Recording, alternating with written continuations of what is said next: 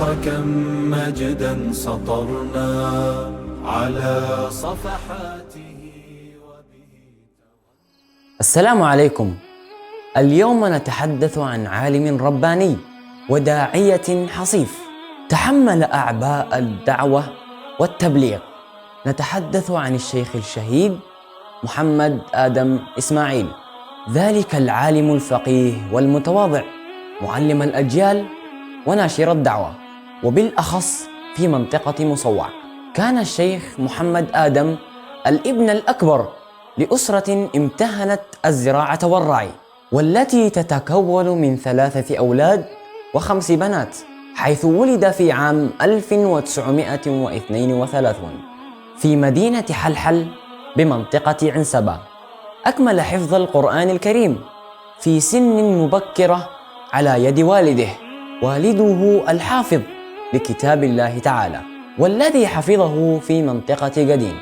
وبعدها سافر الشيخ محمد آدم إلى السودان، حيث نزل بمنطقة ضوانبان بمسجد الشيخ أبو قرون، فتعلم قواعد التجويد، ثم التحق بجامعة درمان الإسلامية وتخصص في الشريعة، ليعود بعدها إلى أرض الوطن الحبيبة إريتريا في عام 1958، حيث عمل كأستاذ بحرقيقو بمنطقة مصوع التي ولد فيها.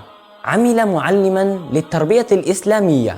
كان الشيخ محمد آدم ذو خلق رفيع، أنيق المظهر ولطيف السلوك، قمة في التواضع وحليما في التعامل.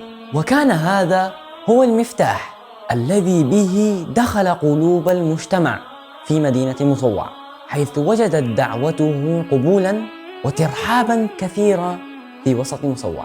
وبسبب ذلك القبول تعرض الشيخ للكثير من التضييق والملاحقة من المحتل الغاشم، وحتى أنه تعرض للاختطاف والسجن، لكن ذلك لم يثنيه عن الدعوة ونشر العلم، حتى ارتقى شهيدا في مجزرة حرقيقو الثانية، وذلك في 31 ديسمبر من العام 1976. نسأل الله العظيم له المغفرة والرحمة، وأن يجزيه عنا خيرا، وأن يتقبل شهادته ويسكنه الفردوس الأعلى لما قدم من تضحيات عظيمة في سبيل دينه ومجتمعه.